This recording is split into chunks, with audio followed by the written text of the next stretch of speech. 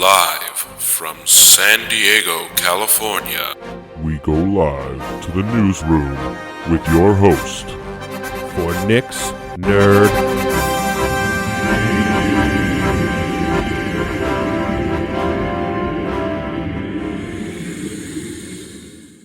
Oh, hey there, friends. It's me, Nick, your host of Nick's Nerd News. That's this show, Nick's Nerd News. And welcome. And got a lot to talk about today.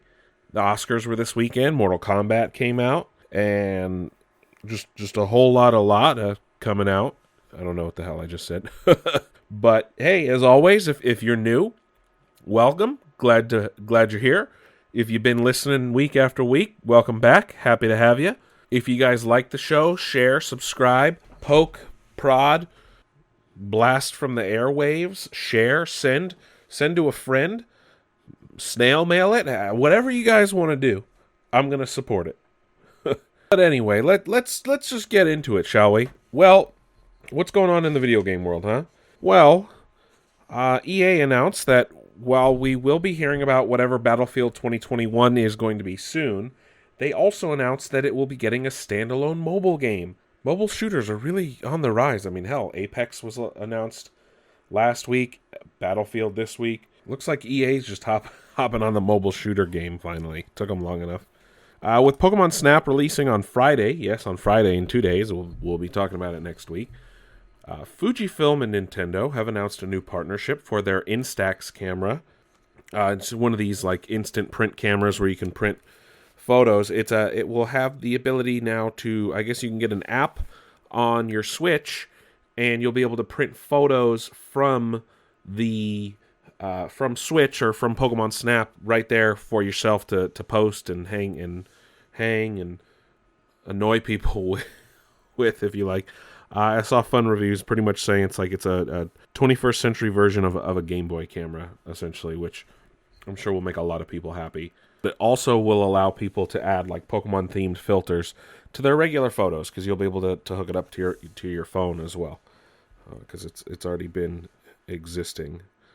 In a new earnings call from CD Projekt Red, we finally learned the fallout from what happened last year with all the refunds, and it's looking like they ended up issuing about 30,000 refunds, and overall it will cost the company close to $51.2 million in losses between refunds, not being on the PlayStation Store still, and projected refunds and things like that, and lost revenue. So it's projected up to $51.2 million. That's a lot, but not a whole lot, but a lot. I mean, they still sold a shit ton of copies, so they didn't sell the projected, but they did sell over 10 million. Wild to think about. Also, I'm sure many of you know, but Verdansk 84 is now live in Call of Duty Warzone. I hopped in for a couple of rounds last week. The map is very different. Yes, it is. There's no dam. The canal isn't fully built. The city and downtown is a lot smaller. The buildings are painted different colors. There's an array. There's a radio array, and a lot of things are different. The train is still there. The airport's still there. But what used to be like open land and stuff, there's now factories in place. There's a lot more going on the map. With it being, it's the same size, but with it being very different, essentially. They have stated they have no plans to go back to the old Verdansk, so just keep that in mind when you guys are hopping into Warzone. If you haven't played in a couple weeks or months, the map is going to be a lot different than it was than the last time you played. Also, Super Potato, which is a world-renowned classic game store in Japan, has opened a international eBay store, so now you don't have to travel to Akihabara in Tokyo to buy retro games from Super Potato, and you can do that now on eBay. So that's really awesome. I know a lot of people go there. It's it's world renowned for their retro game collection and to be able to purchase. So I know a lot of people do travel there, and if it's hard to travel right now, so it's a good way to get in on it. Circling back to EA for a bit, Respawn Games has announced that they are working on a new franchise. They are spiraling up a team to get a new franchise getting and going off the ground. And if it's half as good as Titanfall, then we're in for a treat. The Oscars were this weekend, and 2 video game companies actually won Oscars for the first time ever. And of course, Respawn Entertainment was one of them. And Respawn and Oculus Studios won for co-producing a short documentary that was in the Medal of Honor Above and Beyond VR game. So it's a World War II documentary about Colette. I guess it was called Colette. It was won the Best Documentary Short Subject Award at the Academy Awards last on Sunday. And like I said, it was co-produced by Oculus and Respawn. It was part of the gallery mode in Medal of Honor Above and Beyond, which was the VR game they released last year. And it's crazy that video game companies are winning Oscars for one. Granted, it was a real documentary. And it's about Colette Marin Catherine, a former member of the French Resistance. And she returns with a history student to Germany. She hadn't been there since World War II and went to the concentration camp and things like that. And it's all about that. So it's a good it's a good thing that video game companies are finally getting their recognition. But yeah, 2 video game companies won an Oscar for a short film that was in a game. Also, we finally found out what Games with Gold and PSN Plus games will be for the month of May. On Xbox Live Gold, Games with Gold games, we have Armello, Dungeons 3, Lego Batman, and Tropico 4. On PSN Plus, we have Wreckfest, which I think is going to be a PS5 exclusive for PSN Plus games. Also, Die Last, Battlefield 5, and Stranded Deep. Those are going to be your PSN Plus games for the month of May. Also, so Jim Ryan, president and CEO of Sony, or PlayStation, I should say, has been being interviewed a lot lately and said that they're talking about increasing supply on the PlayStation 5, of course, but they're also going to have more exclusives than any PlayStation generation before it, which either A, means PlayStation 5 is going to be around a lot longer than PS4, or B, I don't know how they're going to back that up. But it's come out now that Sony is going to aggressively invest. So in their first-party studios, and they want to make more partnerships with third-party studios.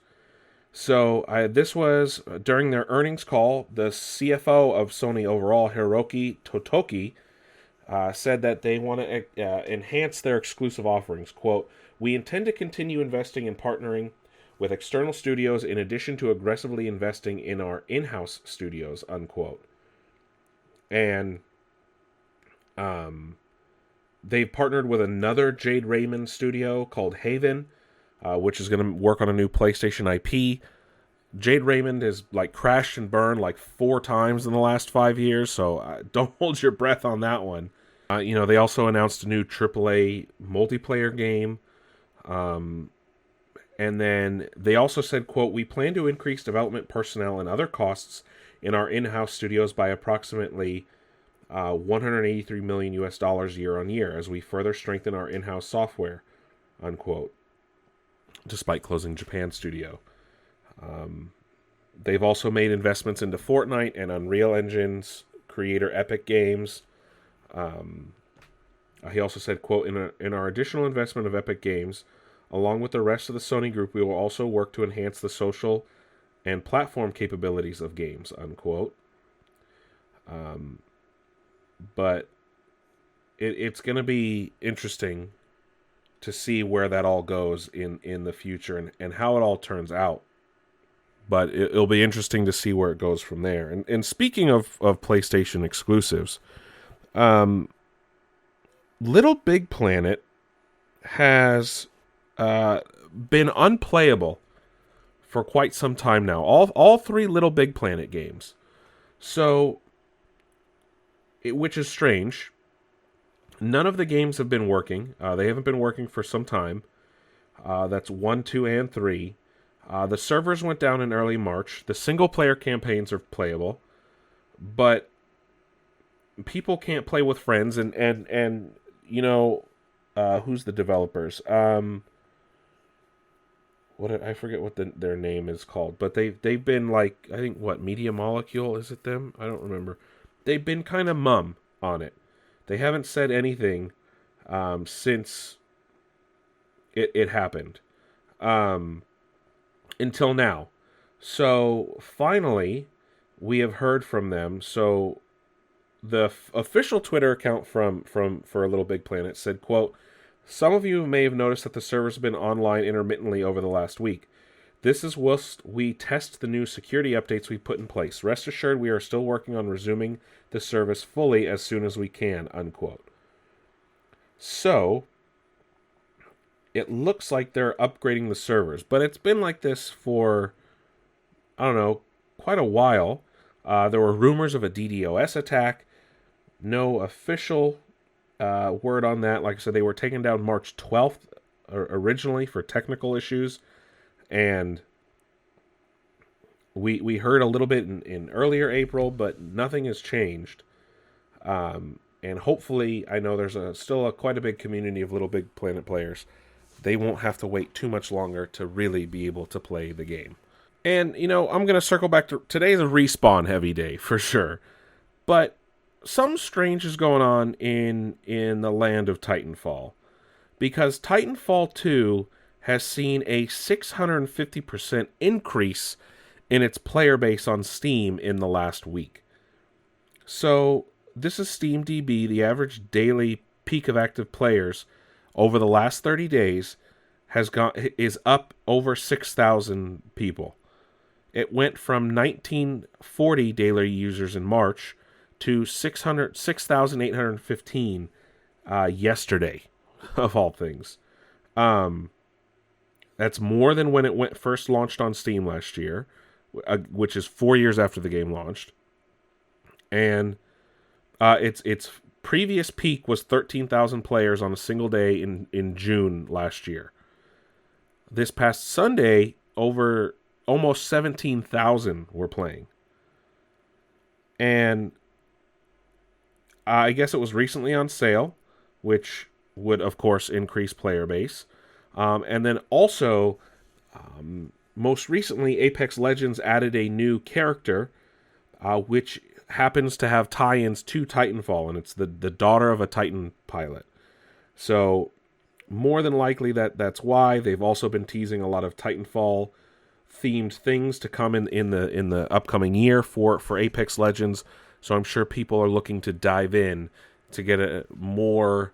a bigger idea, I guess you would say, of the world and the lore.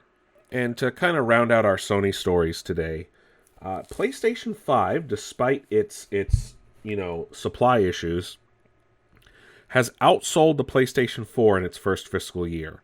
So PlayStation 5 has sold 7.8 million units in its first fiscal year on sale, which ended on March 31st, which it's beaten the PlayStation 4 by a whopping 200,000 units. So the PS4 had sold 7.6 million units in the same amount of time. So Sony revealed them in their full year earnings release today that came out, which is wild that it was able to do so despite the semiconductor shortage and the fact that you can't get a PS5. They had their biggest year ever. They apparently brought in about $25 billion in revenue. Just the gaming segment of Sony. Hardware sales made up 20% of that revenue. Digital software reached 21%. Add-on content, microtransactions, 34%, which is wild. Meanwhile, physical games only accounted for 5% of revenue. And peripherals were 6% of that. So they did pretty well. Everything should be they're expecting good numbers the rest of the year, which Gaming is up year over year in general. They expect to sell another 14.8 million PS5s this year. I don't know how they're going to do it because you can't get them. And they are actively working on increasing supply. But, of course, PS4 saw a slowdown in sales last year. They only sold 5.7 million units, down from 13.5 the year before. They're doing pretty well. And then Microsoft, of course, announced their earnings, and they had quite a good Q3 as well, final earning. So in their earnings call, Microsoft reported gaming revenue was up 50% year over year, jumping from $2.35 billion for the same period to $3.5 billion this year, or for 2020, if you will. It's not a record quarter for them, but because their revenues for October through December last year peaked at $5 billion. So this is just quarterly. This isn't even for fiscal year. And they had peaked over that for the first time ever in a 3-month period. But this is just for January through March. It's usually a quiet one, they say. Obviously, everyone knows that because not a lot of games come out in this time period usually. And they said that the company's hardware sales were up a whopping 232%, which obviously it's a new console is out, so that makes sense. They also apparently wrote Game Pass, and all that went up $739 million or 34%.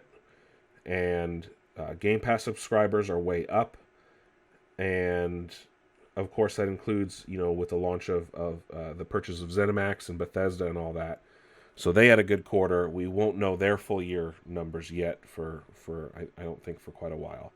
And our final bit of gaming news today, not a major story or anything like that, but Super Mario Party, the Mario Party on the Nintendo Switch.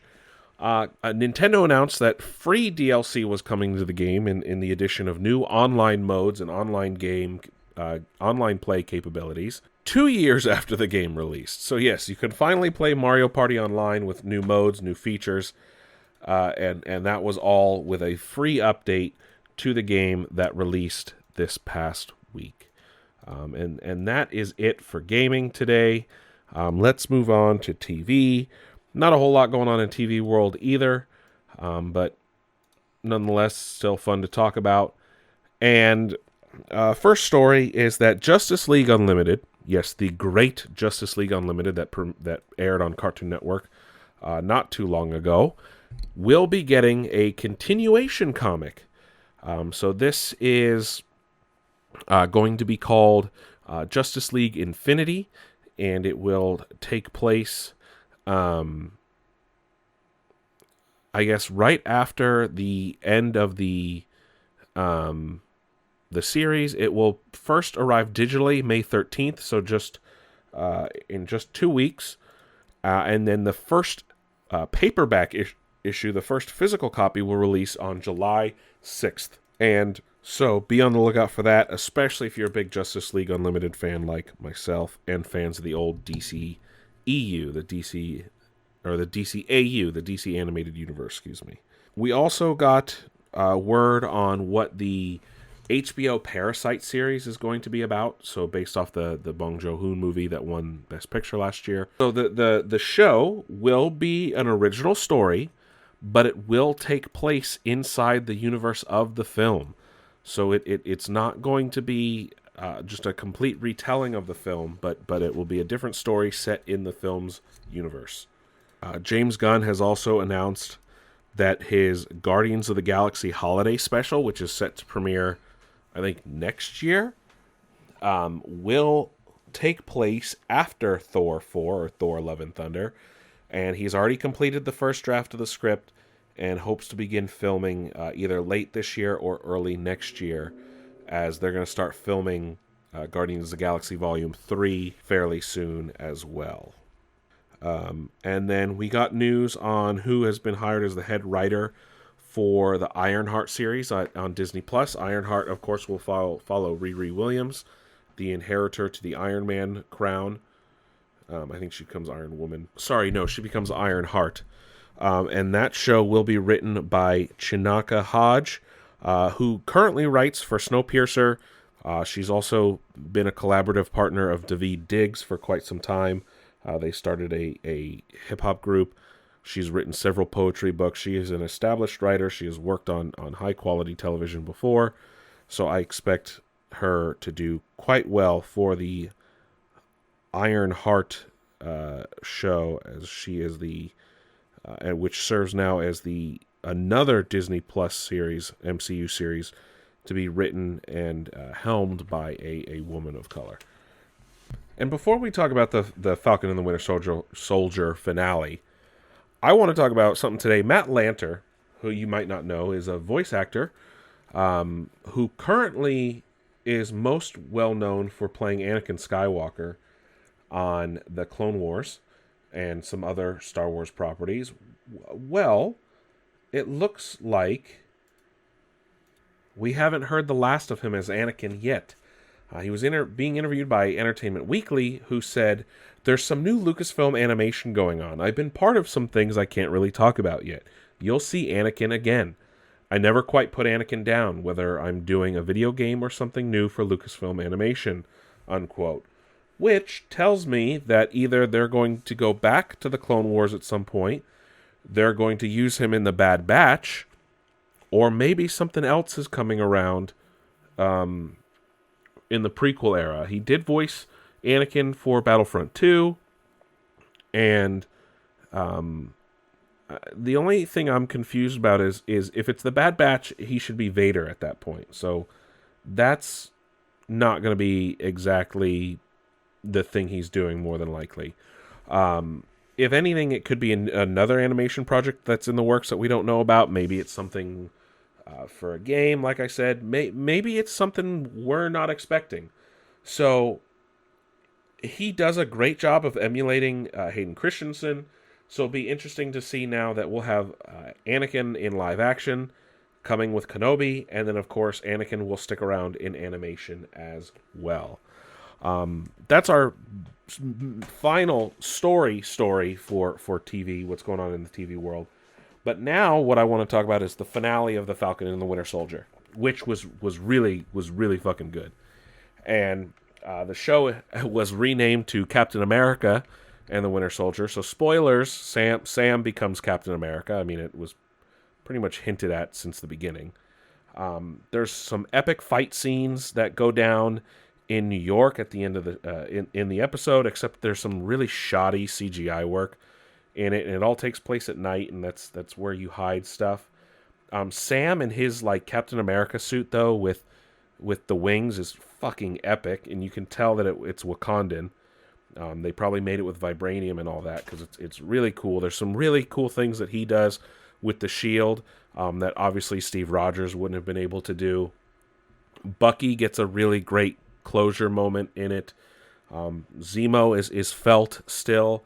The only thing though that feels weird and rushed is the stuff with John Walker or and how he becomes U.S. agent, and it's almost just this like the world just kind of forgot that he literally like murdered a dude in front of like a bunch of civilians very recently, and 2 episodes back, and like even Sam and Bucky just kind of like, oh yeah, he's our friend and ally now, and it just the turnaround on that seemed way too quick, and it was not a payoff that I thought worked or anything like that. It didn't feel or sit right with me, and I get what they're building him up towards, and I mean, we got Julia Louis-Dreyfus again in her character, in her cameo role, and of course she is rumored for the Black Widow film, so we'll see how that all ties in. It's just whatever they did with John Walker just didn't feel like it earned that, if you know what I mean. It didn't feel earned, so it was strange to see that happen. It's great to see people accept Sam as Captain America. Obviously, he's just meant for it, essentially. But overall, it's really good. And, I mean, it felt a little rushed in places. And it it had really great payoffs, and like I said, the stuff with John Walker felt really out of place and rushed. But it overall it worked. It really worked, and it had a nice closure for Bucky and a nice closure for Sam.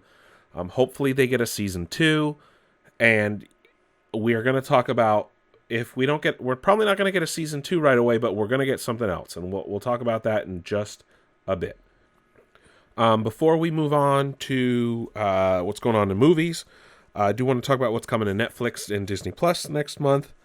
So on Netflix, you got quite a bit, including Back to the Future 1, 2, and 3, Scarface, the original Stargate film with Kurt Russell, the original Zombieland, Your Highness, which a lot of people like, Jupiter's Legacy, which is the new Netflix original series based on a comic book, Love, Death, and Robots Season 2, Lucifer Season 5 Part 2, so the final part of the Lucifer television show, and then, of course, Zack Snyder's Army of the Dead, Zack Snyder's new zombie movie, which takes place in Vegas, that stars Batista. Over on Disney Plus, of course, Star Wars The Bad Batch premieres on Tuesday, May the 4th, with a 70-minute premiere episode, and then it will drop episodes every Friday after that for a couple weeks. We're getting Fantastic Four, Rise of the Silver Surfer, and X-Men The Last Stand, so more of the X-Men, or more of the Fox Marvel properties.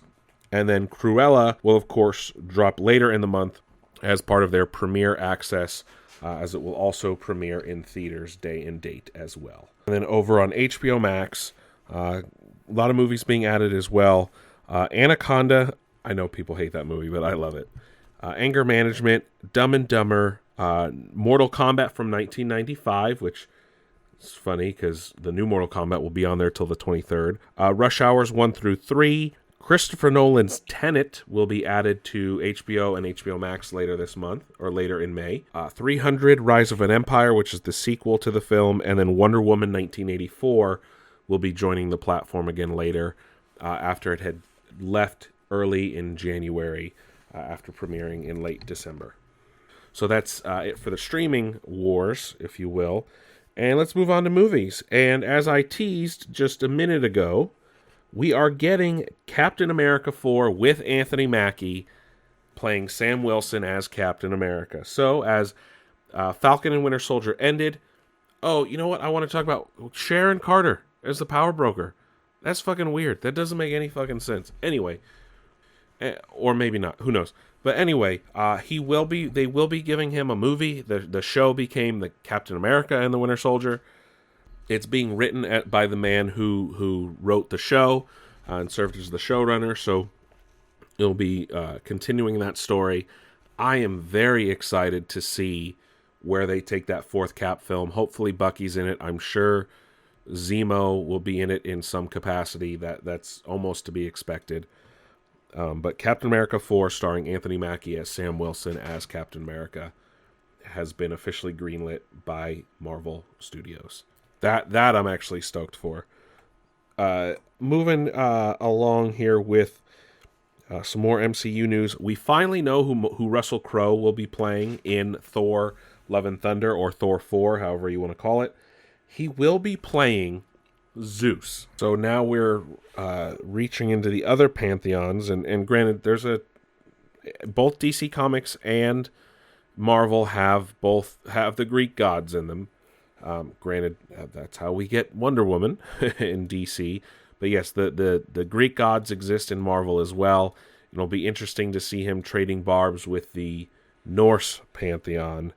And we'll see the two gods of thunder. Maybe they'll duke it out. Maybe they'll be friends. Who knows? And get this. The Imagineers at Disney have created a free walking Groot animatronic. Like, think if the masterminds at Boston Dynamics had come up with a Groot robot. That's essentially what the Imagineers have done, who they honestly, I don't know how they do it. Granted, they have Disney money, so that's how. But still, they've created a upright walking Groot robot that we may one day see walking around the Disney parks. How wild is that? That is a crazy thought, to think that's even possible nowadays. And it's only 2021. But at the same time, you want Skynet? This is how you get Skynet. with walking Groot robots. That'd be funny. Like 10 years into the future, and the robots have risen up, and you're about to like make it somewhere, and then I am Groot, and then it like rips your limbs off. I am Groot. Just no emotion. I am Groot. Oh, that's dark. That went dark for a second. And then how about this, huh? So the Eternals, the upcoming Marvel movie about the Eternals, an ancient superhero team in Marvel Comics. It's being directed by Chloe Zhao, and if that name sounds familiar, that's because she won the Oscar for Best Director on Sunday night for Nomadland. And, so a Best Director winning director is directing a Marvel movie. Now, we don't see that a lot, or ever, so far. And some other news stories came out, especially after her winning, that, Kevin Feige was impressed by her use of practical sets. The MCU has not been shy when it comes to VFX work. And to hear that they're using practical sets on a movie like The Eternals is sure to pique a lot of people's interest. And while we're talking about her winning the Oscars, I do want to go over the winners from Sunday night's show, and which also had its lowest ratings ever. It barely broke 10 million, and it's never been that low before, but that's crazy. Granted, nobody really went to the movies, so it's not a political thing, it's just people didn't watch movies, so I don't think they were going to watch the Oscars. But Best Actor was Anthony Hopkins for The Father. He actually he gave a shout out to Chadwick Boseman, who he did beat. Best Actress went to Frances McDormand for Nomadland, which also won Best Picture, which of course won Best Director with Chloe Zhao. Best Original Song was Fight for You from Judas and the Black Messiah. Best Original Score from a film was the Soul soundtrack. Best Film Editing was Sound of Metal. Cinematography was Mank. Production Design was Mank. Actress in a Supporting Role was Yeon Yu Zhang in Minari. Visual Effects was Tenet. No surprise there. My Octopus Teacher for Documentary Feature. Short Subject was Colette, which we talked about at the top of the show. Feature Film, Soul. Animated Feature Film, sorry. Live Action Short Film, Two Distant Strangers. Directing, Chloe Zhao for Nomadland. Costume Design, Ma Rainey's Black Bottom. Makeup and Hairstyling, Ma Rainey's Black Bottom. Actor in a Supporting Role, Daniel Kaluuya in Judas and the Black Messiah, which a lot of people said should have been Best Actor. Best Adapted Screenplay was The Father. Best Original was Promising Young Woman. And where was Actress in a Supporting Role? Apparently they didn't give that award out on Sunday.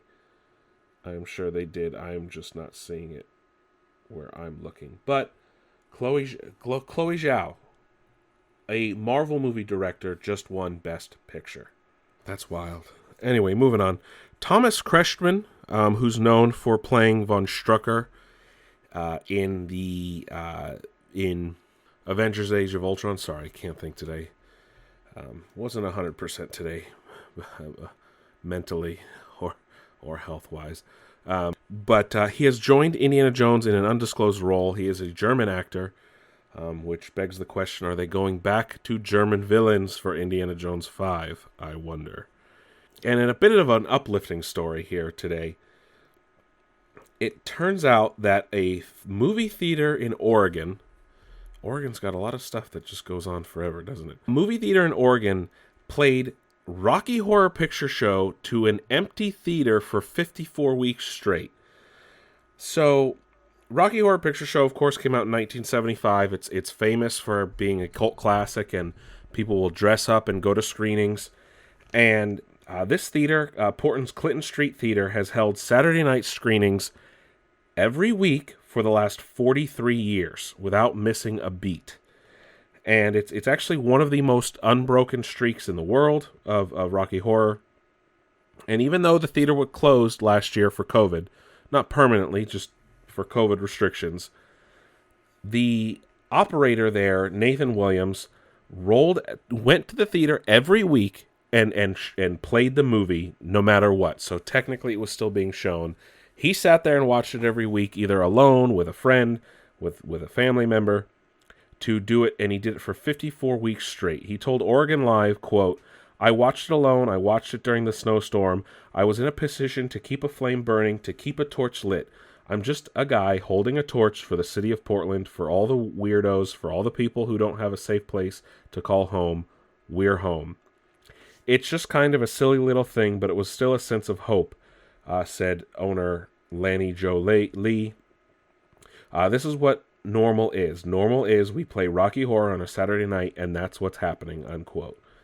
I guess that guy Williams first attended a screening at the Clinton Street Theater in 1999, and of course, it is one of many. La Paloma here in Encinitas, I know, shows it every once in a while. I don't know if it's every week, but they do show it regularly at the La Paloma Theater, which is like 100 years old. It's this tiny little theater in Encinitas. They don't always play new movies either. But I've always wanted to go, and I haven't. And I probably should do that soon. And then, hot off the heels of Godzilla vs. Kong's success, director Adam Wingard is now allegedly being courted to helm the next film in the Monsterverse franchise. Son of Kong is being thrown around. I doubt they're going to go there. I totally can see them going with not Godzilla, but another King Kong movie. Since they did Godzilla, King Kong, two Godzillas, and now a Godzilla and Kong, I can totally see them going back to do a King Kong movie again instead of Godzilla right away. And with what Adam Wingard did with Godzilla vs. Kong, I am totally on board with him helming another installment. I think they should bring back, Jordan Vogt-Roberts in some capacity to do another film. I liked what he did with Skull and Coal Island. I would totally welcome Gareth Edwards back. Hell, I know he hasn't really done a whole lot since Rogue One, and I can't think of who did Godzilla King of the Monsters right now, which I'm going to look up. And I would like him to do another movie. He would do really well as well. Michael Dougherty. Who did Godzilla King of the Monsters. But every director so far in the Monsterverse has done a really good job, and I'd like to see some of them return at some point in the future, making films. Granted, Jordan Vogt-Roberts is moving on to a Gundam film and a Metal Gear Solid film, so we'll see when those actually come out. But yeah, Adam Wingard to helm the next film, I'm totally on board with. Also announced today that DC Fandom will be returning this October to our digital screens. Of course, DC will have a lot more on offer this time around, as several DC films will be either in production or post-production, such as The Flash and Black Adam, so we'll probably be able to see footage from that. We'll be just a couple months out from the Batman release at that point, so we'll probably get a new trailer.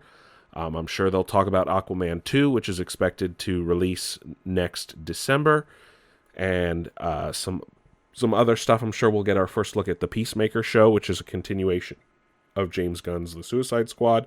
So there's going to be a lot going on movie-wise at DC Fandom this October. And final thing with the show today, I do want to talk about Mortal Kombat.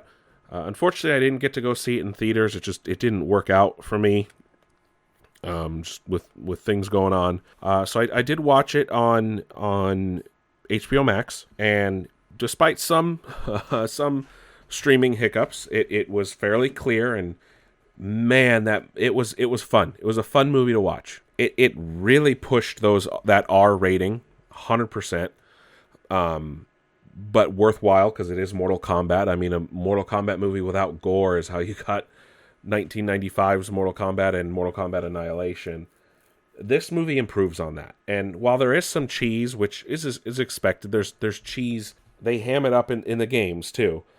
This movie follows the lore so well. so well. And yes, I know that the new character Cole is not in the games or anything like that, but I did like the story and how it played out. It centers around Hanzo Hasashi, of course, Scorpion, which is a great way to do it. They go back to the original story with the original Sub-Zero be Han, who ends up becoming a villain, and they kind of tease that with his he's wearing more darker armor. The thing I didn't like is the masks on Scorpion and Sub-Zero. They were just like weird and clunky and big, and just, of all things, just probably could have been redone in the film. I don't understand why they picked Cabal as one of the fighters for Shang Tsung. And overall, it was really fun. Like I said, they pushed the R rating hard, and they do full-on real fatalities. Kung Lao was probably one of the best parts of the movie, and him doing his teleporting, which was really cool to see. And what else was I going to say? Other than that, overall it's really good. Like I said, it's a fun movie to watch. I would say 8 out of 10. Like I said, though, it's rated R, so probably don't want to watch with kids because that's a hard R when it comes to gore and violence. But if they play Mortal Kombat, then I guess it definitely sets up a sequel, and I think it will probably get one based on how well it's performing on HBO Max and how well it did at the box office as well. And like I said, the Kung Lao stuff was really cool. The masks were really weird, though. Kano is probably one of the best characters in the film, and there's a lot of memes right now of him like carrying the movie. He did get annoying, though, at parts. There are parts of the movie that are just kind of like, wait, what's going on? But at the end of the day, it's a video game movie telling the story of Mortal Kombat. You don't need to think too deeply. But there were things that seemed a little rushed, and it did come off as like a B movie at points. Not as like cheesy or anything like the original Mortal Kombat, but there are stuff that could have been improved upon. But like I said, it was entertaining, it was fun, it followed the game. That's why it's a solid 8 out of 10. Not higher. Like I said, there are some detractors. But it's an 8 because it was fun, it was entertaining, and I did enjoy it. But that's it for Nick's Nerd News this week. Thank you guys for listening, as always. I'm just cutting it short today on the episode because I just have a massive headache. I am not feeling 100%. So I tried to do as much as I could for you guys this week. But as always, thanks for stopping by. Also, when you get a chance, why don't you stop by nixnernews.com as well, where you can listen to the show right in your browser. Or if you like to listen to the show on the go, you can find links to our Spotify, Google Play, and Apple Podcast pages. Also, while you're there, check out our social media tabs where you can find our Twitter, Facebook, and Instagram. We post a lot of fun memes, have a lot of fun over there. And that way you guys can see all our feeds in one place, or you can choose to follow us on your preferred platform of choice. As always, guys, I am Nick. I am your host. Thank you guys for listening. Give a like, share, subscribe. Any one of those things will help. And I will catch you guys on the flip side.